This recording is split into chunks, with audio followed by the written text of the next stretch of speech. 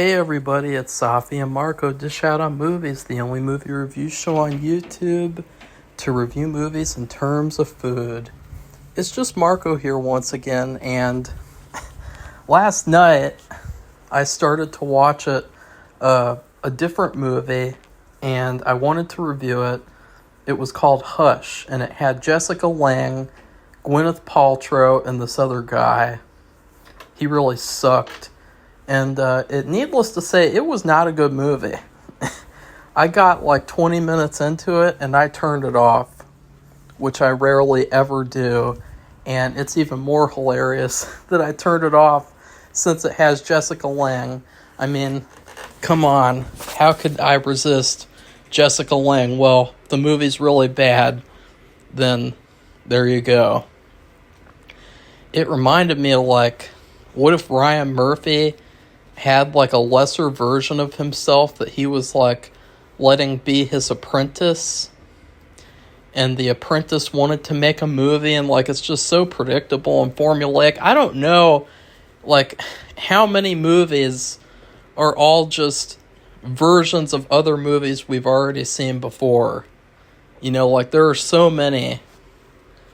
The Hush basically felt like a retarded Meet the Parents, but with a thriller twist somewhere that I didn't get to yet because I don't care. So, instead, I wanted to watch something good. And so I put on Disturbia. Disturbia I have a history with because it was a big part of my growing up. I really loved the movie as a kid. What happened was I saw Rear Window before Disturbia, and I knew right off the bat Disturbia was a remake of Rear Window.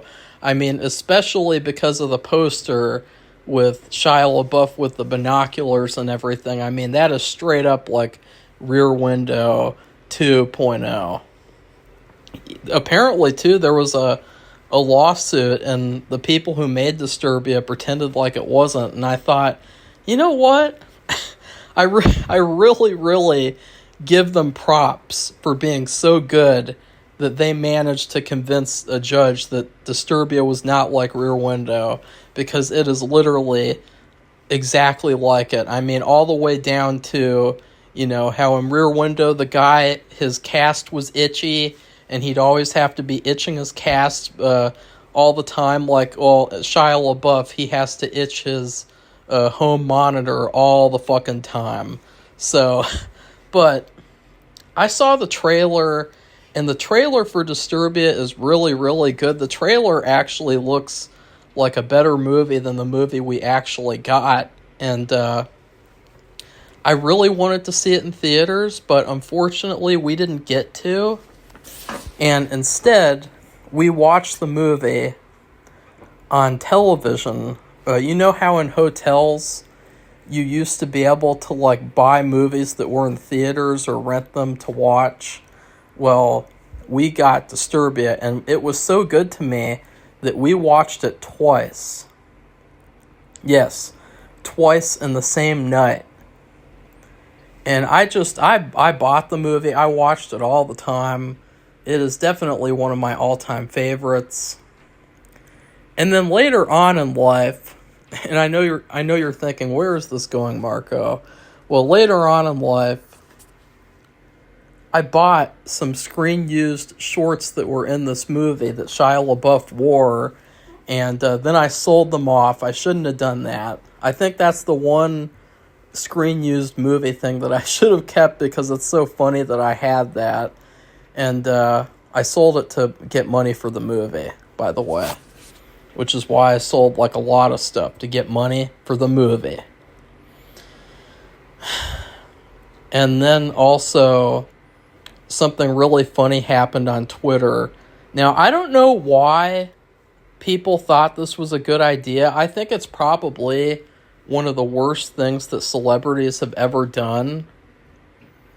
You guys know the girl who plays the love interest in this movie, Sarah Roemer? Well, I have a beef with Sarah Roemer because, I was back on Twitter in the day, and Sarah, out of nowhere, follows me on Twitter. And she followed me first. I didn't even follow her. She followed me. And then I followed her, and then an hour or two later, she unfollowed me.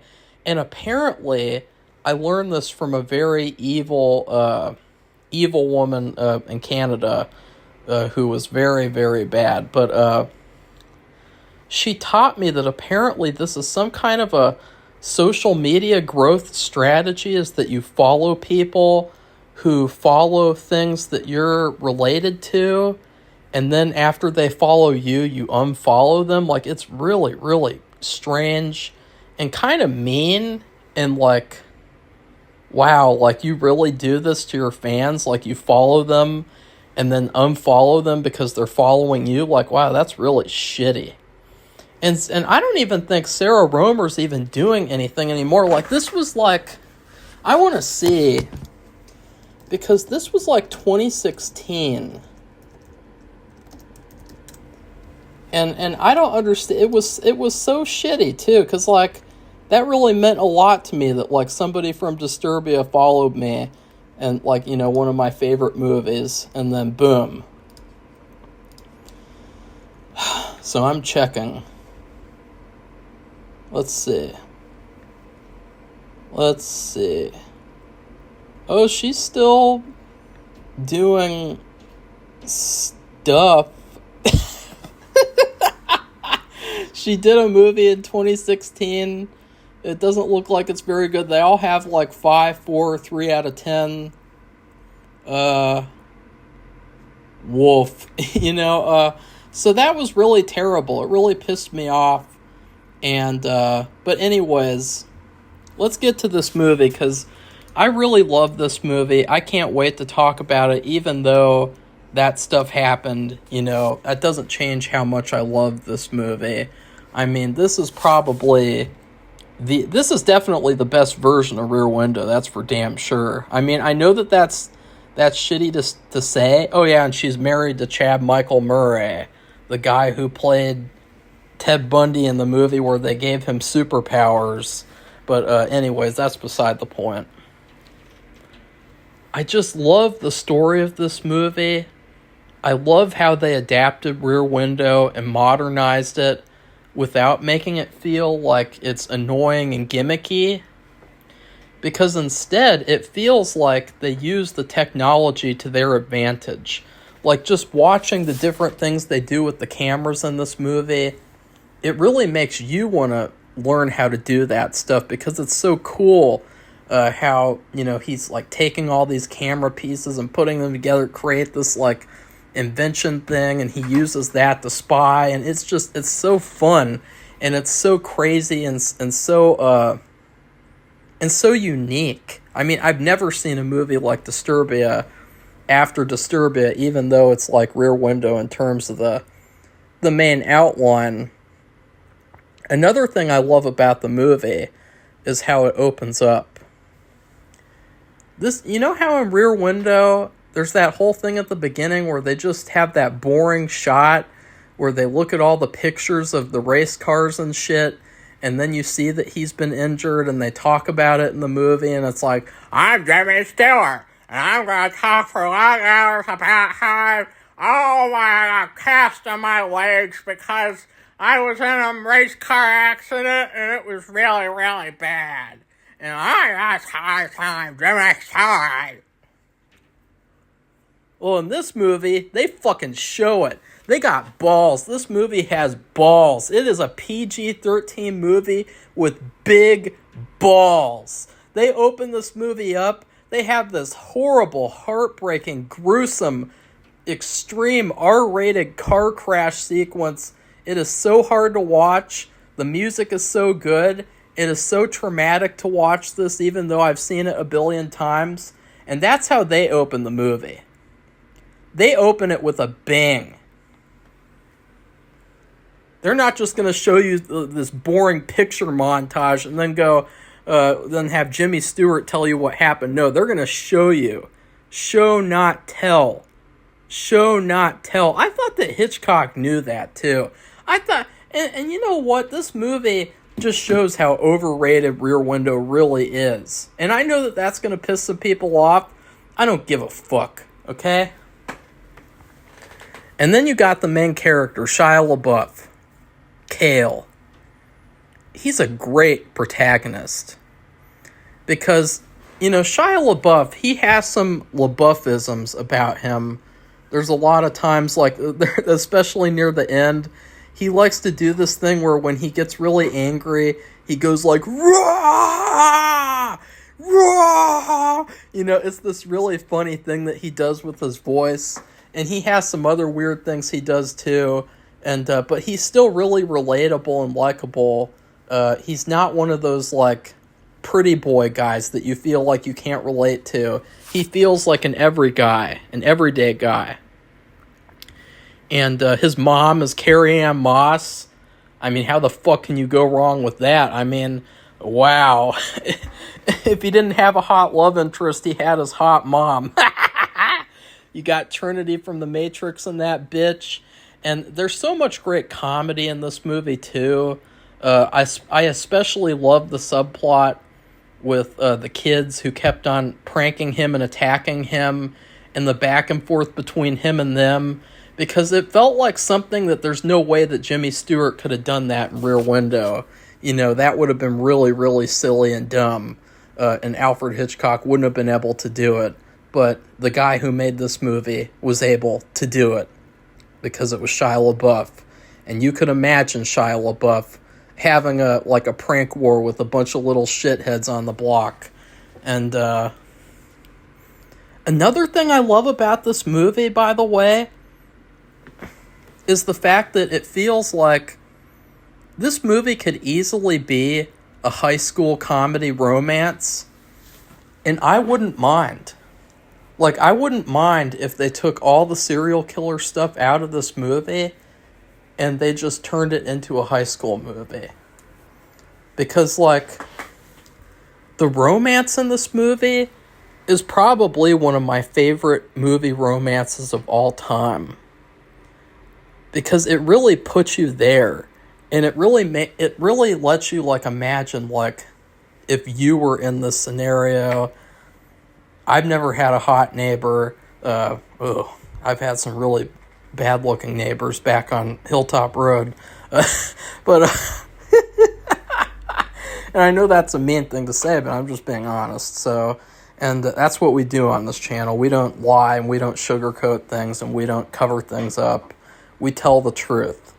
But what I'm saying, though, is I didn't have anyone who looked like Sarah Roemer. I didn't have anyone who looked like a Hollywood actress. And oh my God, Sarah Roemer in this movie, this might be the sexiest movie character of all time.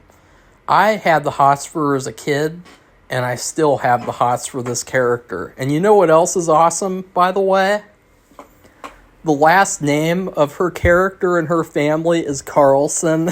So that's another amazing thing about the movie. Another thing that I love about it. I think my favorite part of the romance is when she's having the party and Shia LaBeouf puts on that really terrible girly music and totally ruins her party. And then she comes up to steal his iPhone or whatever, or iPod, and throw it away, and that was my favorite part. That was really good. I love that part. And then he's got a best friend, Ronnie.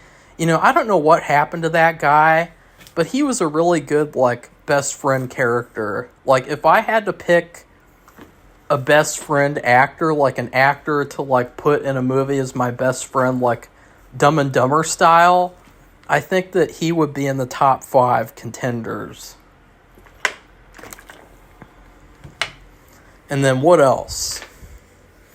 As I said, the music is phenomenal. The music is really, really good. Now, let's get to another favorite part of the movie before we get to the main part. Remember in the movie where he's watching that reality show and he's eating the peanut butter and chocolate sauce? I was really inspired by this movie, and I actually would eat that as a snack sometimes, and Safi would have a fit, and I thought it was the most delicious thing ever.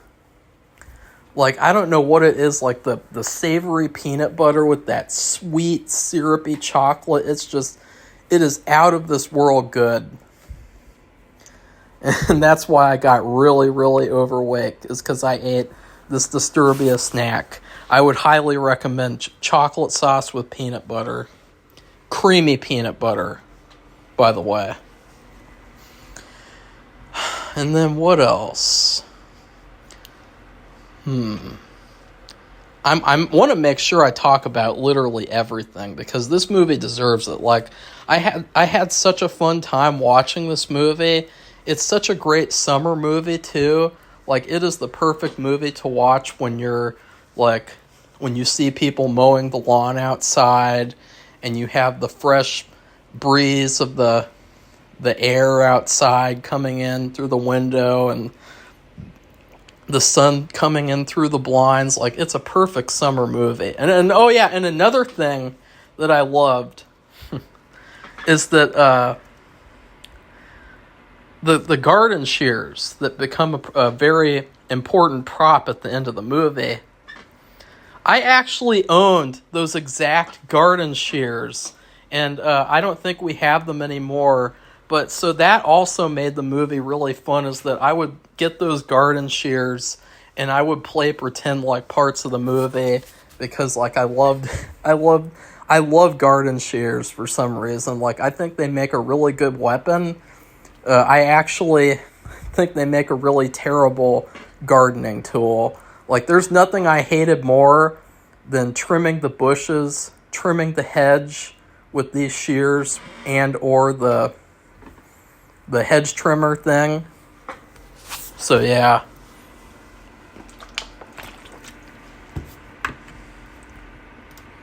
And now, let's get to the main part. The serial killer. The guy who's this movie is all about. It's all about how he is killing people. And they even add that he was killing people in Texas, and then he moved to here, wherever they are. I don't think they mentioned the state that they're in. And this storyline, I would say, was really, really good. I mean, it was really, really, really good. It had a lot of good scares and jumps. It was a good thriller. It was very good in terms of, like, imagining yourself, like, what if this was happening to you and you had to spy on this neighbor to figure out what's going on. There are some great, like Hitchcockian moments, like the part where he traps the main love interest in her car, and he turns off her car and threatens her, basically. And that was a really good part. But the big problem that I have with this movie, there's two problems that I think, if you fix them, it would be a masterpiece. Well, it already is a masterpiece, but if you fix them, it would be an even bigger masterpiece, you know? Number one, the bad guy in this movie, he's a good villain. He is scary. He is pretty scary. He's a lot scarier than the fat, weird, normal guy in the Rear Window movie, and then that stupid-looking guy from the Christopher Reeves version, which that one was terrible, by the way. That's probably the worst version of Rear Window, the Christopher Reeve version, even though Christopher Reeve did a good job, obviously. But, excuse me, sorry. His character is really, really weak. There's barely any hints to his personality. There's barely any hints to his character. I've been studying a lot of movie characters recently for the ones that I'm playing in my own movie. And they have so many unique little things about them. And this character, he has nothing. I mean, he has an earring. I don't know what that's about. You know, I don't know if that's some sort of a hint at his character.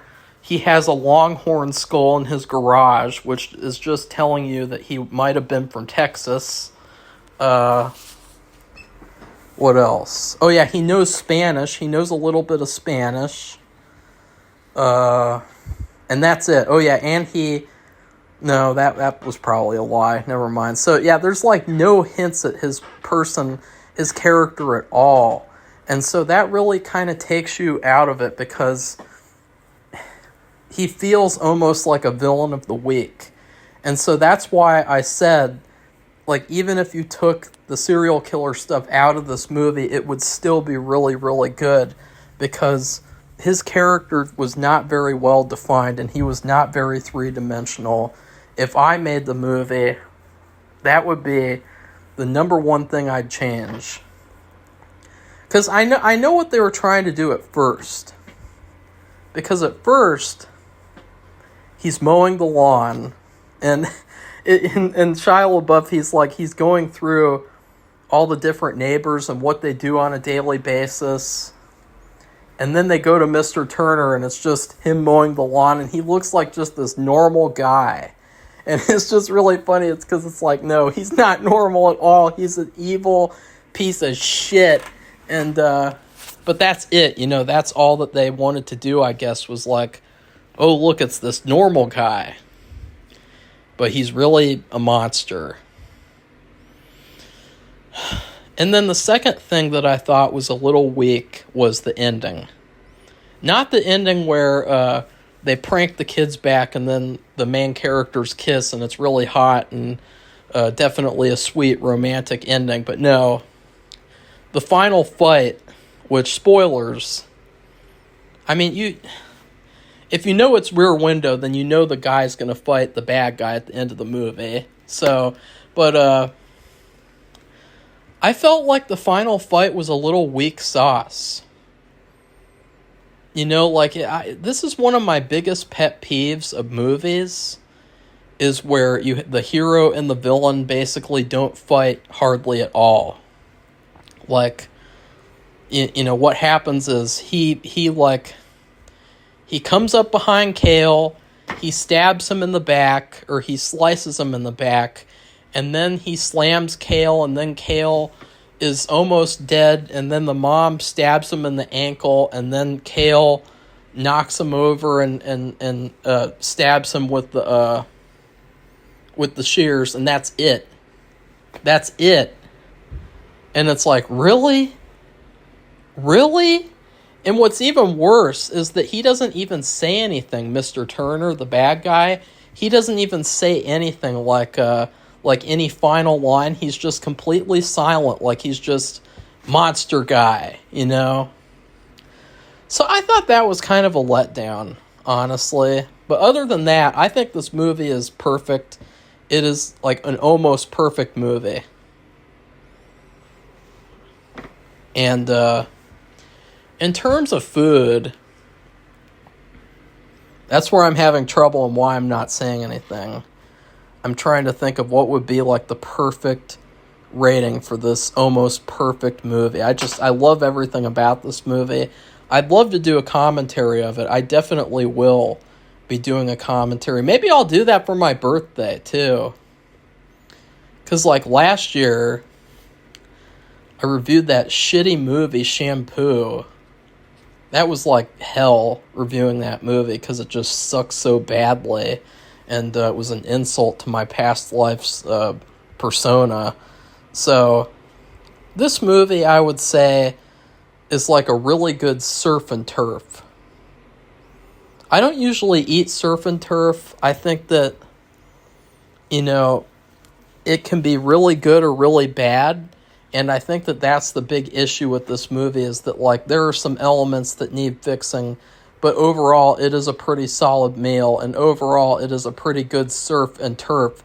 For the surf part, you got this sexy Sarah Roemer character, Ashley Carlson, fuck yeah. And, seeing her in a bikini is like the highlight of life, of your entire life, like as a human being. And then you got the steak, Shia LaBeouf, John Turner, the bad guy. You got this perfect, and because Shia LaBeouf feels like the modern day Jimmy Stewart. And I mean that with all sincerity, you fucking snobs, you cinema snob fucks. I am totally 100% serious. I swear. And you know why? Because Shia is so weird, he is almost as weird as Jimmy. The only thing that he doesn't have is he doesn't have the popularity. Nobody likes Shia LaBeouf anymore. They think he's a jackass. He is really, he did some really bad stuff apparently. But in terms of acting, he was the best person you could have gotten to play Jimmy Stewart. So yeah, suck on that. Oh yeah, and you know another thing? Grace Kelly. I'm sorry, but Princess Kelly. I'm sorry, but Sarah Roemer, she runs circles around you. Like, I gotta say, like, Grace Kelly is the most overrated, basic-ass blonde bitch in Hollywood history. There is nothing about Grace Kelly that is attractive to me. Every time I see Rear Window and I see her bringing the lobster to Jimmy Stewart, which, by the way, I had seafood last night. When I see her bringing that with the stupid dress and the pearls, I'm like, ugh, God, this bitch is boring as hell. She is so bland. She is the most bland actress that Hitchcock ever worked with. She is one of the most overrated actresses in Hollywood fucking history. And Sarah Roemer is like a goddess in comparison to her. And I just gotta say that, like, and I know I'm gonna turn a lot of people off, but I don't care. Because, like, it's the truth. It's just the truth, guys. I would love to have a debate, though. I would love to have a fuck. That was one of the things I wanted to do with Safi, but Safi knows that I would steamroll her, because when I debate with people and I really let loose and I'm not holding back so that I won't hurt feelings, I destroy people. And I will destroy you. If any one of you wants to come on here and debate Rear Window versus Disturbia, I will obliterate you. I'm serious. That is how much I love Disturbia. And I know that sounds insane. There's that one guy on the internet, and he just fucking loves Disturbia. And that's me. And I know that you guys probably are surprised too, because you probably aren't used to me giving such positive, glowing reviews. But this is the movie. This is that movie. I love every single damn thing about this movie. I wish it had a sequel, for fuck's sake. I wish that, I don't know. I'm serious. I wish it had 5 sequels. I love this movie. They could make a sequel right now, and I will literally, like, sell my soul to Jimmy Stewart to be in that movie. Like, they could make, like, a Netflix sequel, and I would love to be in it. So I don't know. Anyways, I know that this has been a crazy ass review. It's a crazy ass day. So yeah, please like this video and comment. Tell me what you think about Disturbia. I know a lot of people hate it. And you know another thing too? This movie is PG-13. You could have fucking fooled me. This movie is balls to the wall, gory, bloody, gross, scary, creepy. The last 15 minutes of this movie is dark. It's R-rated. It does not feel like a PG-13 movie at all. And yeah, love this movie. Love everything about it. And I forgive you, Sarah Roemer. That was a really mean thing you did, following me and unfollowing me, but I forgive you. And I hope that one day somebody else from Disturbia might follow me on social media.